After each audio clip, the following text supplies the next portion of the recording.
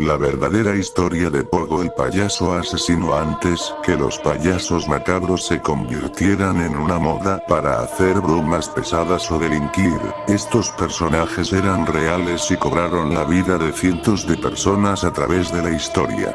Uno de los más escalofriantes fue Pogo, un asesino en serie que aterrorizó Illinois, Estados Unidos entre 1972 y 1978. El hombre violó y asesinó a 33 adolescentes, a quienes enterró en diferentes lugares de su propia casa.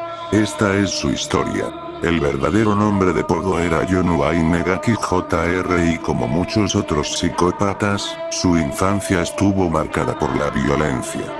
John nació en Chicago y era el segundo de 3 hijos de un matrimonio compuesto por un maquinista y una dueña de casa. De niño sufría de obesidad, por lo que estableció un vínculo especial con su madre y hermanas. Su padre, en tanto, nunca lo aceptó, siempre lo insultaba llamándolo marica, y cada borrachera la terminaba con una brutal golpiza contra el niño y el resto de la familia. De hecho, solo tenía 4 años cuando el hombre comenzó a castigarlo severamente con un cinturón de cuero, por lo que su madre siempre intentó protegerlo más que al resto de sus hermanas, lo que enfurecía aún más a su progenitor. John era un alumno promedio pero muy gentil y amable con sus profesores. En esa época tenía un problema cardíaco que le impedía jugar con sus compañeros o realizar deportes, lo que le dificultó establecer vínculos con ellos. Los niños comenzaron a realizar crueles bromas por su imagen, llegando al bullying. Este comportamiento introvertido empeoró cuando tenía 9 años y fue violado por un amigo cercano de su padre.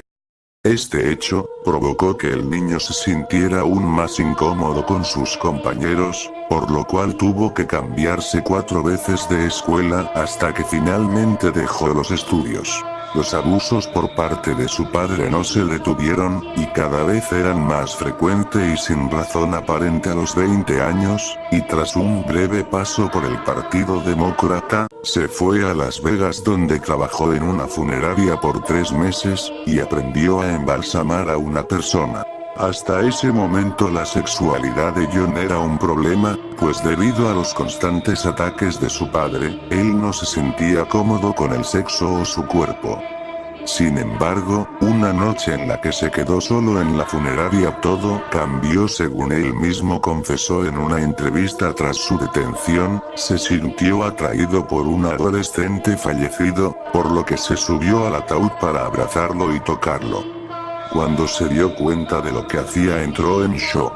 Tras ese incidente, decidió volver a su hogar y a pesar de no haber terminado la secundaria, ingresó a estudiar negocios en Northwestern, lo cual volvió a dar un giro a su vida. Tras graduarse, John consiguió varios trabajos e incluso se casó con una colega con quien tuvo 2 hijos, pero lo más importante para él es que obtuvo lo que más quería en la vida, la aprobación de su padre. Con el tiempo, el padre de su esposa lo puso a cargo de una franquicia de locales de comida rápida, y además se involucró en el United States Junior Chamber, una organización que entregaba habilidades de liderazgo y negocios a jóvenes locales.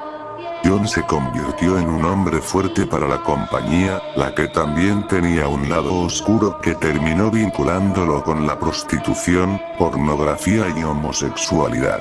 Usando su poder como jefe del negocio de su suegro y como líder de la otra organización, solía invitar a adolescentes que trabajaban con él a su casa, donde había convertido el garaje en una especie de bar. Allí los alcoholizaba y luego intentaba seducirlos, apelando a la experimentación. Durante un tiempo el hombre incluso sobornaba a los jóvenes con dinero o los chantajeaba para que tuvieran sexo oral con él. Sin embargo, uno de ellos le contó lo sucedido a su padre, quien fue directo a la policía. Tras esta primera denuncia, aparecieron varias más y finalmente fue encontrado culpable por abuso sexual a menores en 1968 y sentenciado a 10 años, pero solo 16 meses después quedó en libertad, gracias a su buen comportamiento.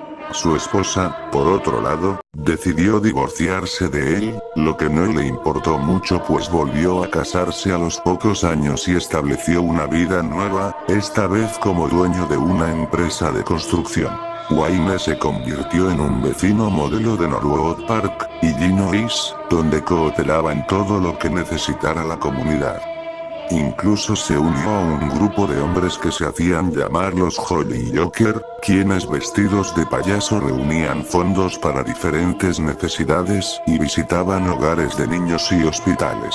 John, que optó por el nombre de Pogo, diseñó su propio traje e incluso aprendió a maquillarse, claro que su estilo era bastante peculiar, pues el diseño de su sonrisa no era muy común. En 1970 confesó a su nueva esposa que era bisexual y decidió que no tendría más sexo con ella. La mujer comenzó a notar que John llegaba cada vez más tarde e incluso encontró pornografía gay y se dio cuenta como el hombre llevaba más frecuentemente a jóvenes al garaje de su casa en las madrugadas, por lo que solicitó el divorcio. 2 años después, John cometió su primer asesinato.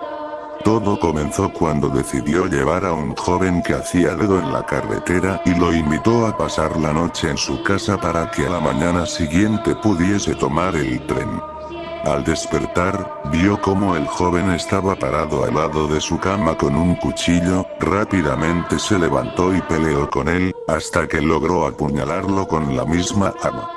Cuando bajó a la cocina, se dio cuenta que el joven solo estaba preparando el desayuno para ambos y no quería herirlo.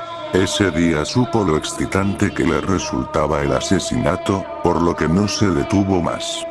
Con el paso de los meses fue encontrando más víctimas a las que engañaba para llevar a su casa, las sometía, amarraba, torturaba y finalmente sodomizaba. Sus 33 víctimas iban desde los 14 a los 18 años, la mayoría las enterraba en su casa, y solo 8 de ellas pudieron ser identificadas. Durante 6 años nadie sospechó del hombre, pero en 1978 la desaparición de un adolescente de 15 años despertó las alarmas entre las autoridades. La última vez que el joven había sido visto con vida, se dirigía a una entrevista de trabajo con Wayne. Cuando la policía llegó a interrogar a John, descubrieron no solo evidencia de este adolescente, sino que también de otros casos de desapariciones. El hombre fue arrestado y enjuiciado nuevamente, donde se declaró inocente y señaló tener problemas, los que fueron desacreditados por especialistas. Finalmente fue condenado a 22 cadenas perpetuas y 12 penas de muerte. Falleció en mayo de 1994 a causa de la inyección letal. Matarme no hará regresar a ninguna de las víctimas, el Estado me está asesinando. Bésenme el culo. Nunca sabrán dónde están los otros. Dijo antes de morir.